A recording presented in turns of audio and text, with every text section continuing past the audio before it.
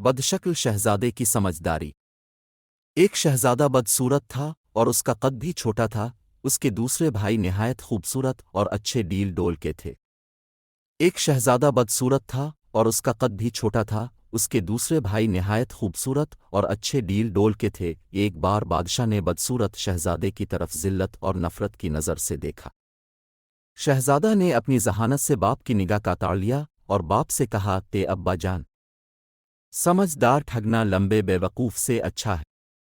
ज़रूरी नहीं है कि जो चीज़ देखने में बड़ी है वो कीमत में भी ज़्यादा हो। देखिए हाथी कितना बड़ा होता है मगर हराम समझा जाता है, और उसके मुकाबले में बिक्री कितनी छोटी है मगर इसका गोश्त हलाल होता।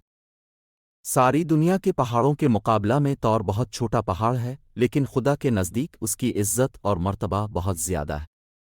क्या आपने सुना है कि एक दुबले पतले अक्लमंद ने एक बार एक मोटे बेवकूफ़ से कहा था कि अगर अरबी घोड़ा कमज़ोर हो जाए तब भी वो गधों से भरे हुए पूरे अस्तबल से अच्छा और ताकतवर होता है। बादशाह शहजादे की बात सुनकर मुस्कुराया। तमाम अमीर और वज़ीर खुश हुए और उसकी बात सबको पसंद आई।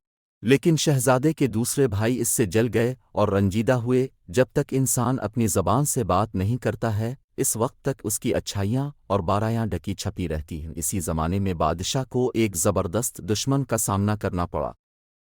जब दोनों तरफ की फ़ौजें आमने सामने आईं और लड़ाई शुरू करने का इरादा किया तो सबसे पहले जो शख्स लड़ने के लिए मैदान में निकला वही बदसूरत शहजादा था।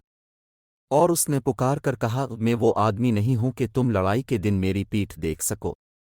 मैं ऐसा बहादुर हूं कि तुम मेरा सर खाक और खून में लिथला हुआ देखोगे। यानी मैं दुश्मन से लड़ते लड़ते जान दे दूंगा मगर हिम्मत ना हारूंगा। जो लोग खामखा लड़ाई पर आमादा होते हैं वो खुद अपने खून से खेलते हैं, यानी मुफ्त जान गंवाते हैं, और जो लड़ाई के मैदान से भाग जाते हैं वो पूरी फौज के खून से खेलते हैं। ये कहकर शहजादे ने दुश्मन की फौज पर बहुत सख्त हमला किया और कई बड़े बड़े बहादुरों को कत्ल कर दिया।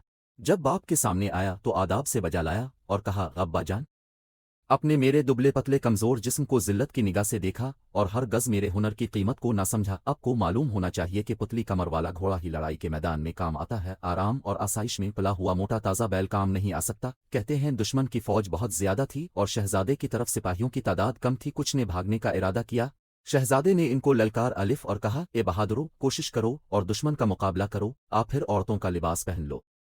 इसकी बात सुनकर सिपाहियों की हिम्मत बढ़ गई और सब दुश्मन की फौज पर टूट पड़े और उसको मार भगाया और दुश्मन पर इसी दिन फतह हासिल की। बादशाह ने शहजादे को प्यार किया और अपनी गोद में बिठाया और रोज़ बरोज़ इससे मोहब्बत बढ़ने लगी और उसको अपना वली अहद बना दिया।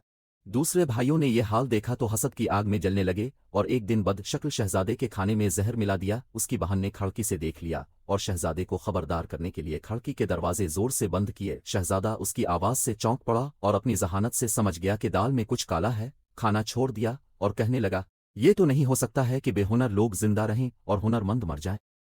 अगर हम दुनिया से खत्म हो जाए तब भी कोई शख्स अलूप के साया में आना पसंद न करेगा। बाप को इस वाकया की इत्तला दी गई तो उसने शहजादे के सब भाइयों को बुलाया, उनको मुनासिब सजा दी। इसके बाद हर एक को अपने मुल्क का एक एक हिस्सा दे दिया ताकि आपस में झगड़ा फसाद न करें। इस तरह यह फितना और फसाद खत्म हुआ। जी तो दोस्तों, कैसी लगी हमारी वीडियो? अगर वीडियो अच्छी लगे तो चैनल को सब्सक्राइब कर दीजिए, वीडियो को लाइक कर दीजिए और कमेंट में अपनी राय से ज़रूर आगाह कीजिए। मिलते हैं अगली वीडियो में, तब तक के लिए अल्लाह हाफिज़। अपना बहुत सारा ख्याल रखिएगा।